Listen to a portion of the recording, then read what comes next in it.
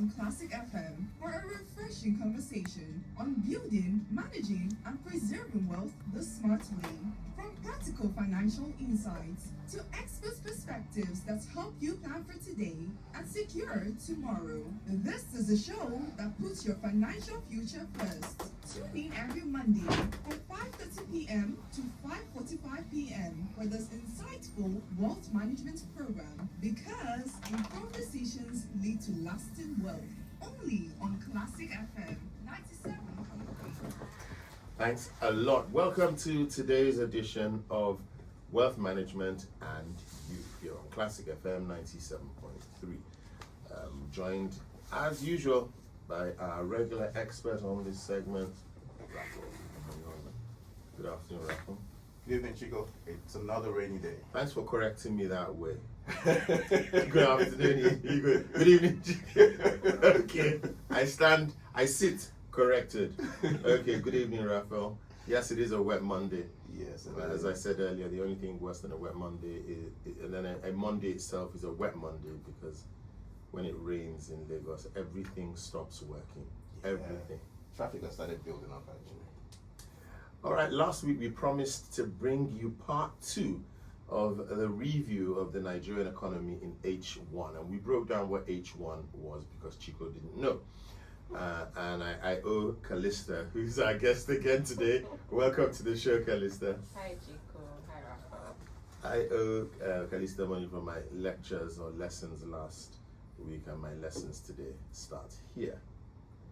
But before we get into it, let's just remind you about Skrilla Technologies. Now, don't worry, I will let you hear it in Skrilla's own words, but before we go there, let me just share with you that Skrilla Technologies have policies that can ensure that in the unlikely or sad event of your phone getting damaged or any other gadget, you can get it fixed pretty much straight away by authorized dealers. All right, all you need to do is to open up a policy. Remember, it's better to be safe than to be sorry.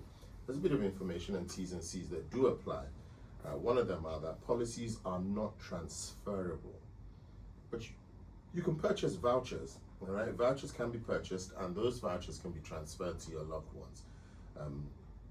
There's also one account that covers multiple devices. So if you're a family and you can have wifey's phone covered, you can have the kids' phones covered, you can have his phone covered too, if you want, all under one policy.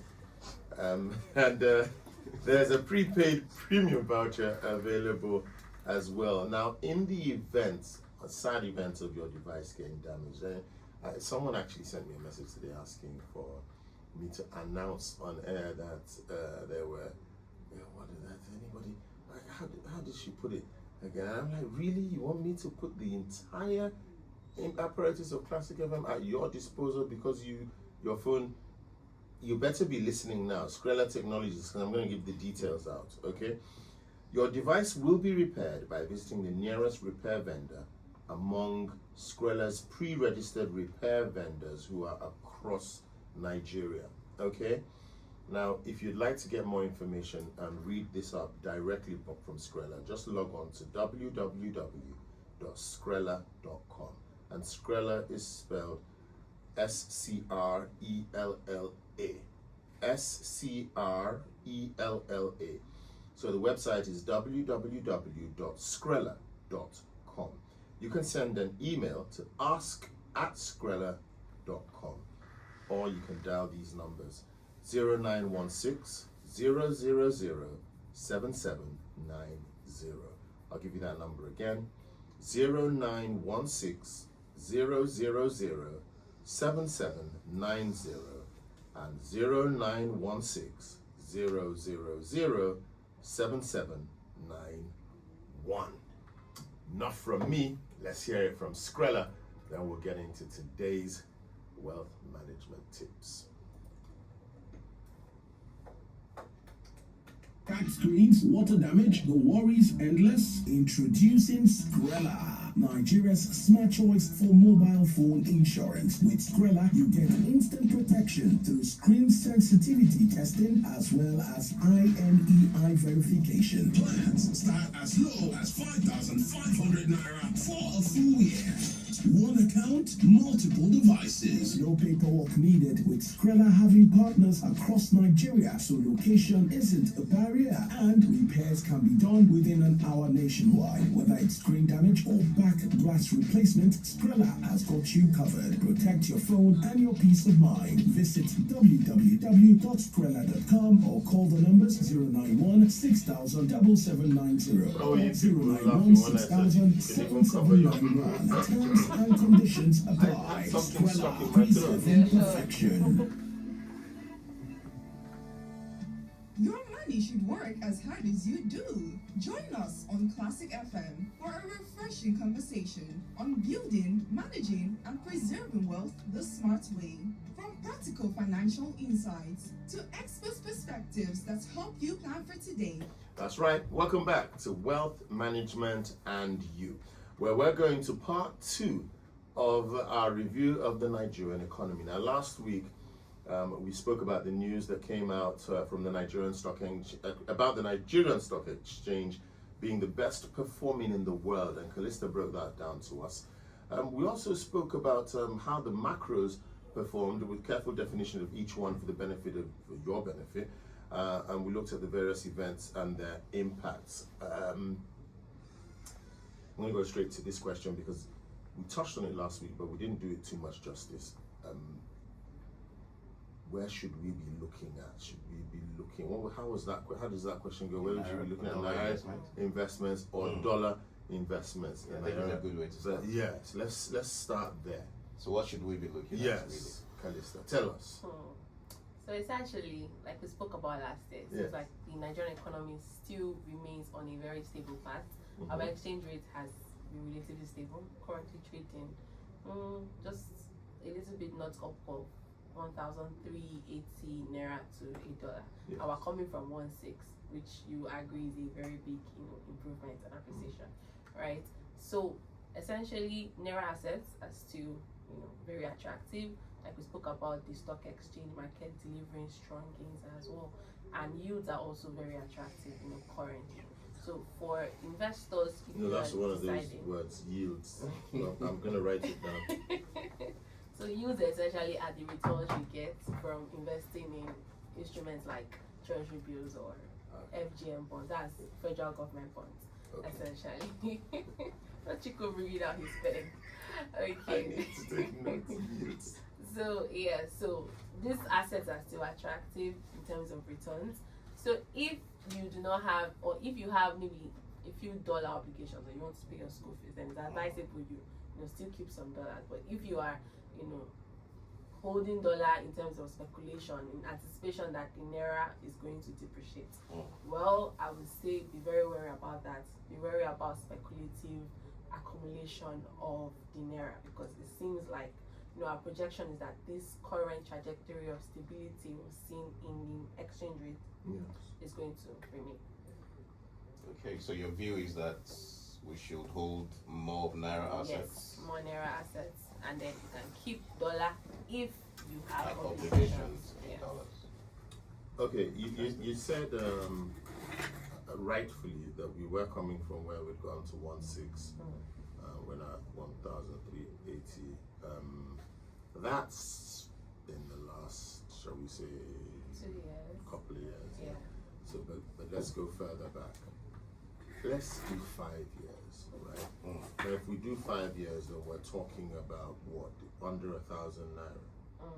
Absolutely. Well, we might even be talking about 500, 600 naira or something like that. It was, 5 years was lower than that. even lower. Absolutely. It was lower than that. So my question essentially is this: what would it take to get back to, let's say, where we were talking? I actually remember the days of 250 naira very well. I know that's quite a few years back, but this was our reality at some stage. What would it take to get back to that kind of, or is this just unrealistic? It's gone. You stop looking behind you Not and look really. at it. I wouldn't say it's unrealistic. first of all, 5 years ago, we're operating a completely different exchange rate system. So in 2023, June 2023, we brought in a new exchange rate system. One that offered us control, is that what you mean? One that allowed it to float. So it was determined by market forces, meaning the amount of demand for the dollar and the amount of supply for the dollar dictated the exchange rate essentially. So that was what they call the FX liberalization system that was put in place June of 2023, right? So now going forward, what could take us back to where we are? Yes. Currently we are operating on what we like to term hot money. Now hot money is foreign investors bringing in their funds to the Nigerian economy, right, based off of the attractive interest rate environment. Interest rate is currently at 26.50%. Okay. Now when the central bank does OMO auctions, has open market operations for these foreign investors, guys, they have to offer them very attractive interest rate environment so that they can invest with us here in Nigeria, right? But the thing is, anything can happen with these foreign investors, right? They can decide one day to wake up and say, oh, we don't want our money in the Nigerian economy, and they can pull out. So that's why it's called hot money, because it can disappear as fast as it came. Do you understand? So what would sustain our exchange rate? Because our exchange rate largely is being sustained by this hot money. So what would sustain our exchange rate on a very sustainable basis would be foreign direct investment, which is essentially foreign investors coming to Nigerian economy to start proper businesses, right? And that would mean we have to fix some structural legacy issues that we'll be facing, like power, like good road network, like security. Wouldn't exports help? Exactly. Exports other than oil. Well, currently we started, Diversification. diversification is another good angle as well as curbing our imports, right? Petrol imports have reduced significantly since the start of Dangote refinery, right? So that is another angle. Hopefully we've got the other one coming on stream soon. Yes. Okay, I kind of get the picture. You guys, sometimes I ask questions and then Raphael, even yourself will look at me, what's this? But you see, I'm the lay person here. I understand. I have to understand these things. Yes. So please indulge me. No, it's allowed. It's okay. It's okay. Go ahead, Raphael. Okay, so between last week and now, there's been a few developments, right? I think this morning there's something about ceasefire between the US and Iran. And then last week again, there was, I think the day we came here, they were rounding up on the MPC. So can you just talk to us about those two? Well, there's What's the impact? The MPC? Yeah, what's the impact? What is that? What does it mean, Calista? Oh, I love this lecturing job. Well, the FEC is the Monetary Policy Committee. So Okay. it's headed by the CBN, or it's organized by the CBN, which is the Central Bank of Nigeria. I know. Okay. So it's organized by the CBN, right? Yes. And it's literally a committee that sets the benchmark interest rates for the entire economy.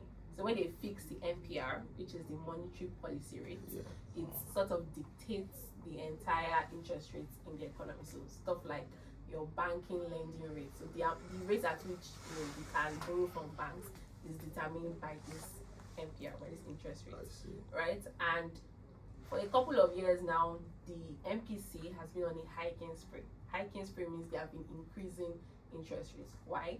Because of their objective to stabilize prices and reduce inflation, as well as also attract those hot money we're talking about. Yes. Because higher interest rates is good for them and it's attractive for them, and they're able to pull in their funds. Now, currently, since the start of this year, when we entered 2026, because coming from 2025, we saw some stability. Inflation was decelerating, was slowing significantly, coming from 30% levels and now at 15% levels, right? It was slowing significantly, exchange rate was stable. So expectations were that, they would cut interest rates and it would improve the real economy in terms of, being able to borrow more, right? But then this US-Iran war started on February 28th, 2026. And it sort of distorted outlooks for the rest of the year. based off of the pass-through effect it had from the crude oil prices onto petrol prices here in Nigeria, Yes. and then inflation as a whole, right? And since then we've seen inflation start to rise on a very steady basis, and this is something that the CBN's MPC considered at their last meeting, which they concluded on Tuesday last week, right? So they held the interest rate at 26.50%, and this is from expectations that they were going to cut the rate to about 25% by the end of the year. But still, we're still at 26.50% because the CBN is still very cautious, very worried about how this direction or the development on the global space is going to have an impact on us here in Nigeria in terms of inflation. So that just sums everything up. I have a question. Yes. And nobody should give me any funny look. No. Just take it. So, the MPC set the rate at 26.50%. Yes. So, does that mean that if I want to borrow money, for instance, from the bank, I'm going to be paying that money back at this rate? Well, it is set around the lending rate from the banks is set around that 26.50. So it could be a little bit higher than that. Than that. Yes. But this would be the lowest I could put. If I got this, Exactly. it means that bank was really doing me a good turn. Yes. Yeah? Yes. But now when you look at that, that means if I borrow ₦1 million from the bank already, first of all, I'm paying back 265,000. roughly Sorry. 200. Yeah, no, just twice five. that, isn't it? Yeah, You you're understand? paying To look at it as a layman, Yeah. a bank lends you ₦1 million and you're paying back at interest of 26.50%. Do you understand? That's a lot of money. It is. It is. For 1M. Then think of 10 Uh-huh. or 100, It is. and this begins to give you a picture. Yeah. So when I hear about how the economy and the reality for the majority is that it's really, really tough times, Yeah, so because you high, can't borrow yes. money from a bank. You cannot get a mortgage from a bank. That's absolutely out of it. Anybody who can afford these sorts of interest rates, who wants to buy a house, for instance, right, already can afford to, in fact, those people are not looking to borrow this kind of money. Anyhow, Everything. let's still go has to a the next negative question, impact. but It still has I a just negative want, impact on yes, the household. I say it only to give us Context. Yeah. context. Yeah. Absolutely. Okay. So let's go here. Talking a little bit about, I suppose we are talking about it now. Borrowing and debt rising to revenue, because we still see there's borrowing going on. Things are have stabilized, and you can tell whether the stability is based on, there is a shock to the system, but we have this way of, after a while, you kind of adjust it somewhat. Yeah? So whether it's that you've cut out egg and sardines and you just don't have them anymore, you've stopped missing it. So that initial complaint about not being able to buy bread or sardine or egg, and that complaint has passed, because you're not going to stay at that place and complaining, but you are now doing without it. And whether it's that the guy who looks after my dog says that to get to me, for the money I pay him monthly, to make any sense, he's got to walk, and he lives in Agungi, so he will walk from Agungi he'll walk about, I think it must be like 3 kilometers, and then take a bus that will bring him to a bus stop close to mine. Then when he's going back, he'll walk again, and that's just to handle it. Or there's another driver, for instance, who gets to the office and then he lives in some ramshack place in the office. What they're trying to do is cut out transport costs so that the salary kind of makes sense. And this is somewhat the reality of life for these sorts of people. And you hear about the borrowing. I like us to break these things down, because this is a wealth management show. We want even those guys to be able to see a path to how whatever it is that they are making can work for them somehow. Considering all these things that we talk about, the macroeconomics of it and the microeconomics of it, and so on and so on. You know, let's talk at that level. And I'm always saying this thing to Raphael, that you see, anyone that can afford to come to people like yourselves who are experts at how to create wealth, and most people who can do that, I just get the impression like they're all the high-end people of this world sort of thing, you know. No, but funny enough, it has affected everybody. Even if you're high-end, I mean, there's certain things that you were doing 2-3 years ago, you can't do some of those There's things. a level to which it affects people. Yeah, well, you can't get a business class ticket on the major airlines this summer. It's not. You can't get it. Okay, so travel in that regard is alive and well. And I'm speaking because I have checked. Just take a drive down all the places off this along this Lekki Peninsula. Building is going on furiously. All of that speaks to funds in the system. So I'm just trying to understand it somewhat. How help me to make it make sense. So in terms of borrowing, wow, like you said, the interest rates sort of stifles, the high interest rate environment stifles, the real economy. Yes. In terms of productivity, in terms of businesses, people are not able to borrow more, and that just boils down to government policies. Apart from the monetary aspect, which involves the increase in interest rates. Yes. Interest rates. So keeping the interest rate at 26.50% on one hand serves the economy in a good way in terms of attracting foreign investors, helping us to stabilize our economy. On the other hand, there is the issue of individuals like ourselves, like retail clients. I'm very much there, Chico. I'm very much there. You and Calista shouldn't be adding yourself. I'm very much there, please. Individuals like myself are not able to, borrow funds because of the high cost, of borrowing. And that would just boil down to, government essentially trying to create a better environment for businesses to thrive, particularly in this high interest rates environment. So if we have good infrastructures, we have proper road network, there's no flooding, just to get from 24 hours electricity. Exactly. 24 hours electricity. We have That's I think very, that very is crucial. That is very a crucial. crucial and key starting point for Yes. businesses to thrive here in Nigeria. But as for the interest rate environment, well, let me share this. There was a headline last week that says that the 1% wealthy ones in Nigeria were controlling 25% of the entire wealth of the nation. But now they're controlling 44%. That same 1% now controls 44%. It makes sense, because that would explain what's going on. Clearly it would explain it.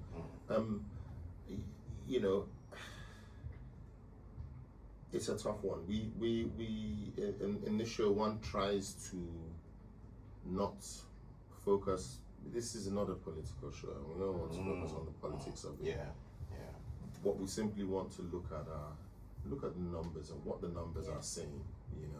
What the statistics are saying and what the dynamics that are at play are. When it comes to the economy, and then where the opportunities are.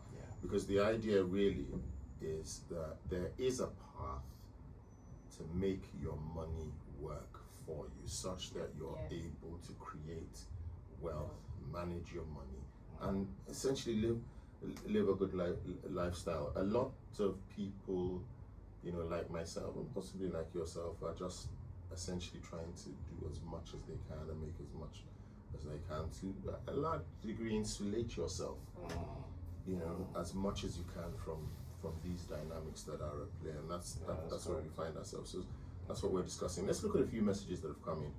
This one says, "Hello guys, industrialization serves to 1, ensures increased productivity, so we have more goods manufactured locally and we don't need to import. 2, increased productivity will lead to increased exports. Would you go along with that? Yes. Yeah, absolutely, I agree.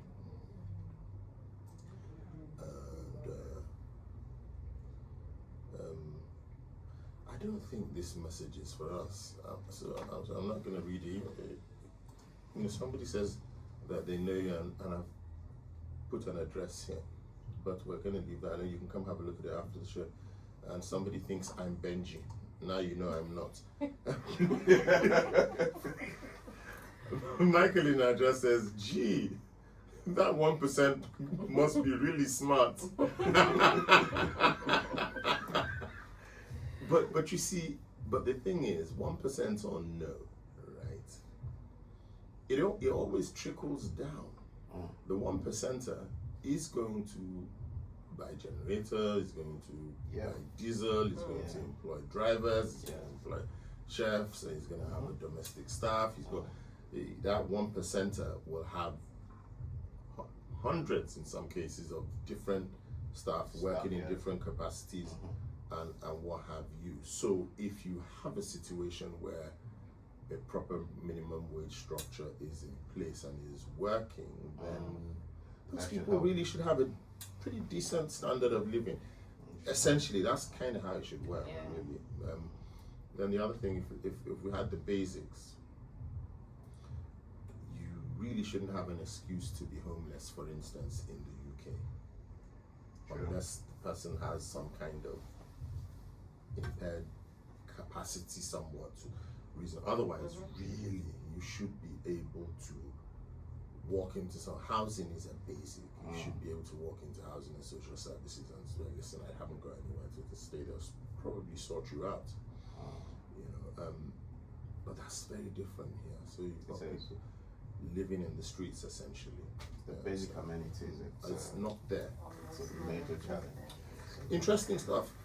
We're trying to strip it down to its bare bones. Let's go back to our questions. I think there's only one from last week that we haven't touched on. If I can find it, I will ask that question.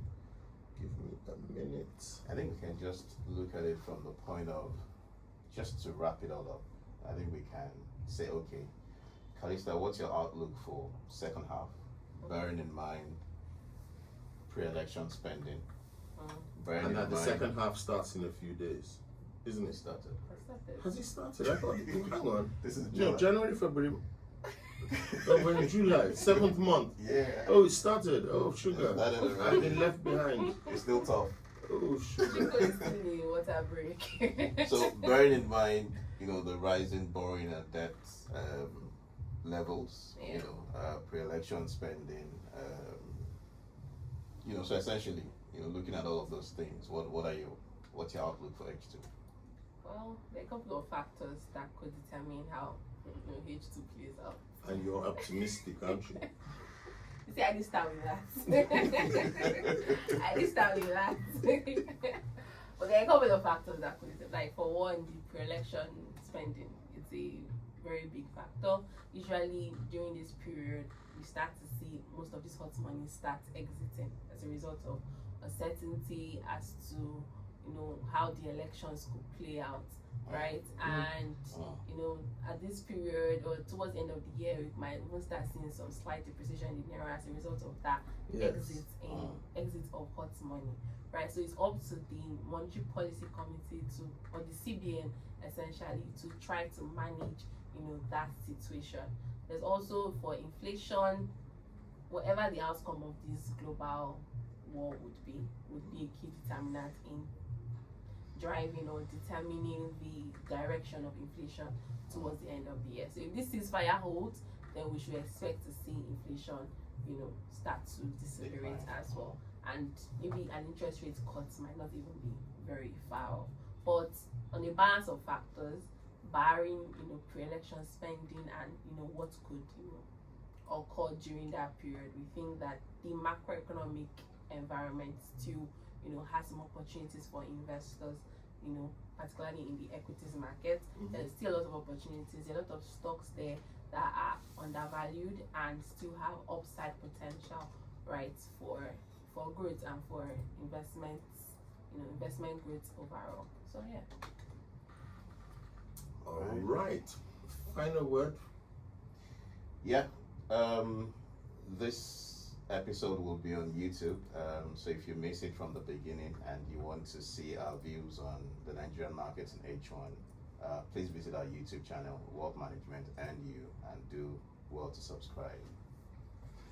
That's right. And our show is also open to sponsorships. Should you be interested in getting on board, please send an email to Chico at classic97.net. That's CHICO at classic97.net. And Bob just might be your uncle. All right. Thanks a lot for coming through, Calista. And thanks for, we promised to do a part 2 and you were here, so thank you very much for that. No problem. Thank you. Wealth Management and You comes your way at 5:30 every Monday on Classic FM 97.3. We look forward to you joining us next Monday for another edition of the show. Thank you for joining us on today's edition of Wealth Management and You. We hope the insights shared today help you take confident steps towards building and sustaining long-term financial success.